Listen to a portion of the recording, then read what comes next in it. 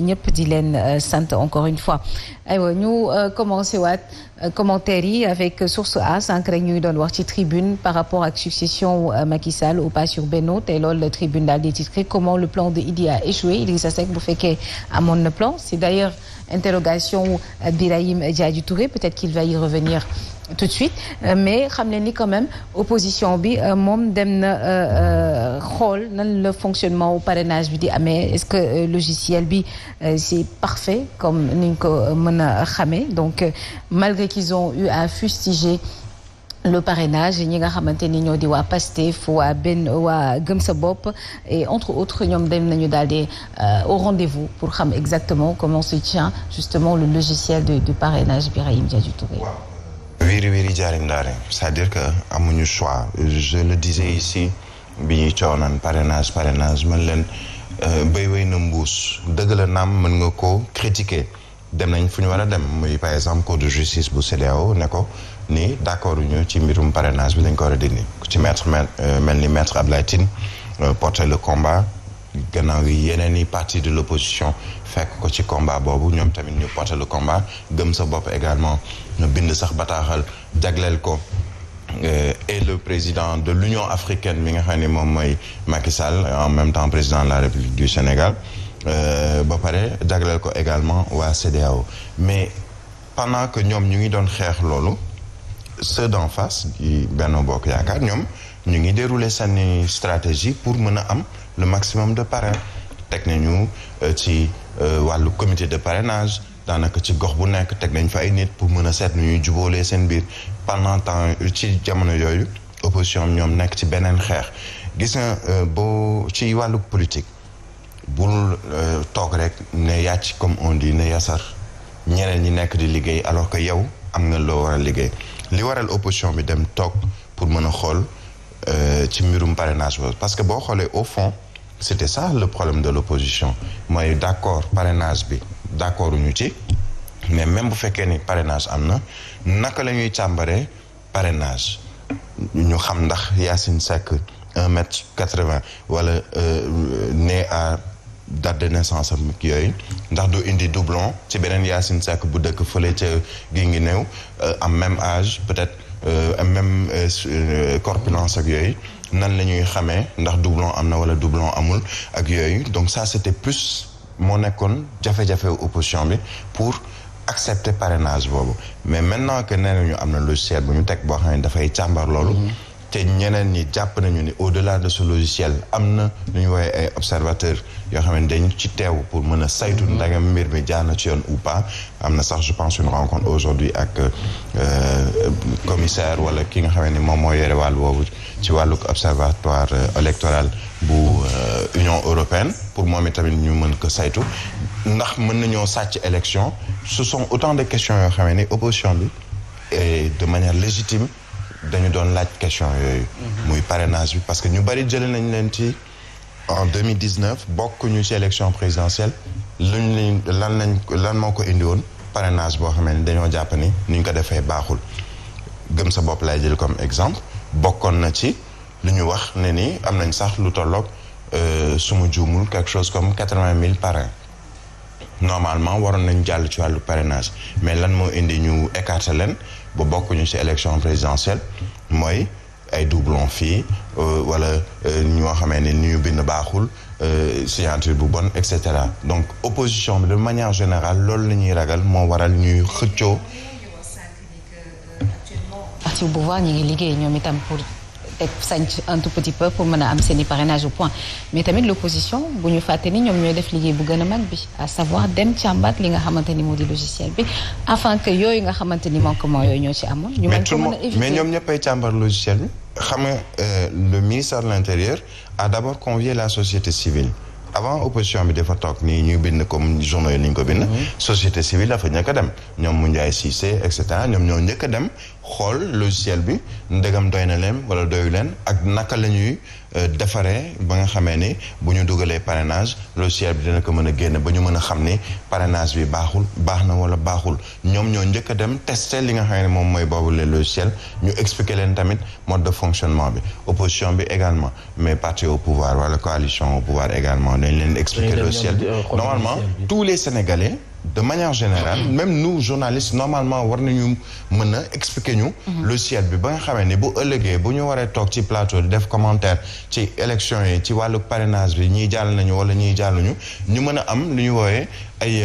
outils yu mën a permettre ñu mën a ne ni ndegam baax na wala baaxul selon outils yi nga xamee ni moom la ñuy yore ci lu jëm ci wàllu parrainage bi mais sur le plan politique Macky Sall et son gouvernement wala son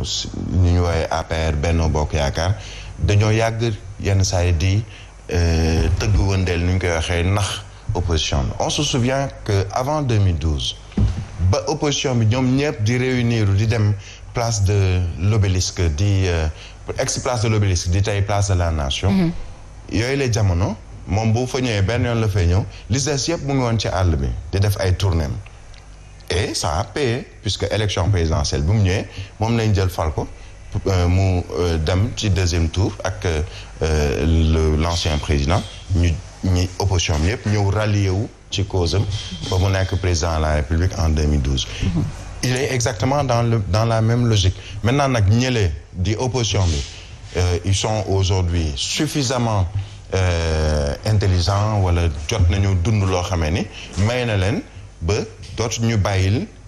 le camp d'en face mu déroulé nu mu ko neexee sur le plan politique on l'a dit il y a une semaine ou deux pendant que ñu ngi casse parrainage am na ñu dem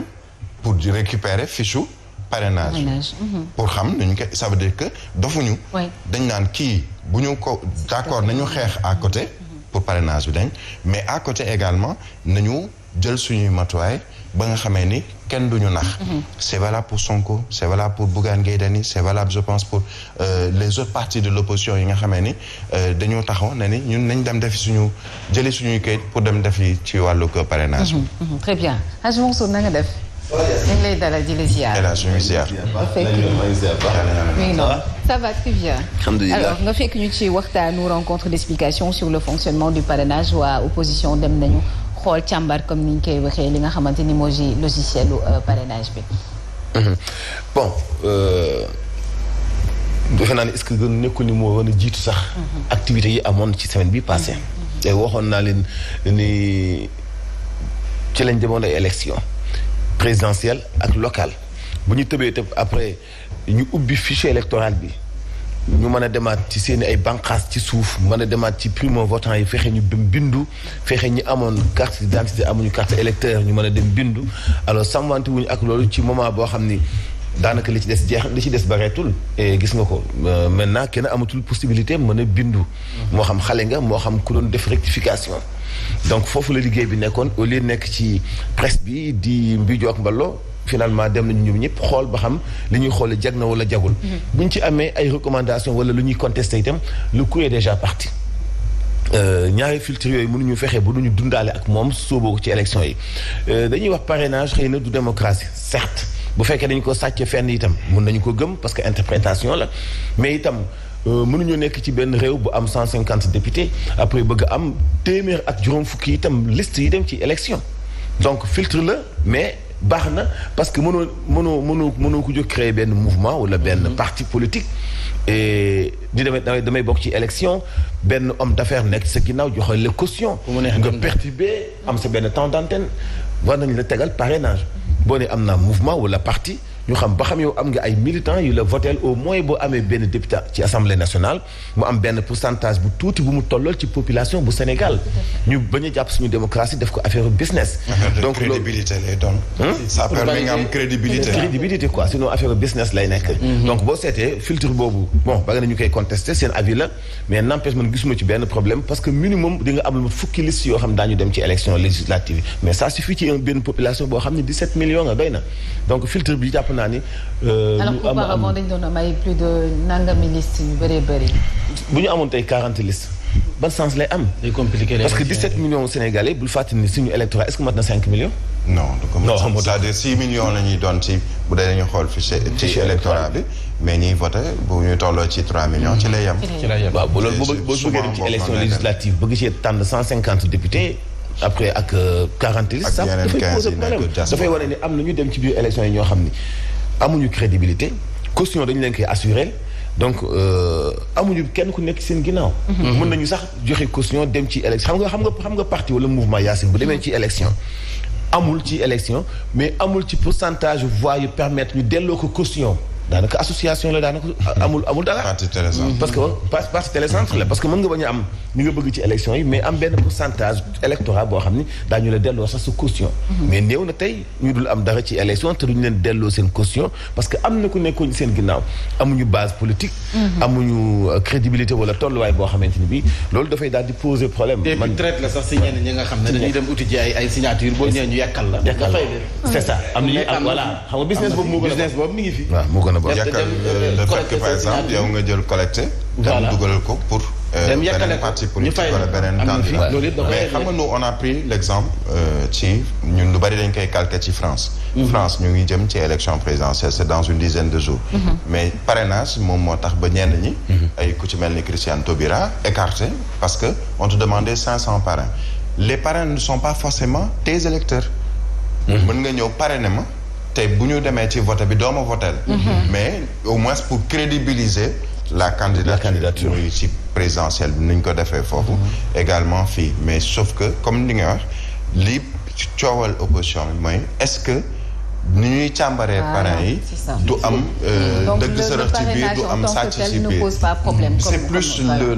les méthodes utilisées comment contrôler ndax parrain bi baax na affaire doublon ñu ne Ahmed Aïdara moo jiitu donc moom ay parrain bu dee Yacine da cee bokk ci liste Mansour ñu dindi bu Mansour parce que kay moo njëkk indi ay liste parrain mais nee nañ logiciel bi réglé na loolu c'est ça nag l'histoire en fait voilà bu ñu sukkandikoo ci société civile bi nga xam ne ñoo demoon muñ voilà 7 heures moo jot passé de 47 minutes yéen a ngi ñu suivre en direct ba tey sur Zik FM ak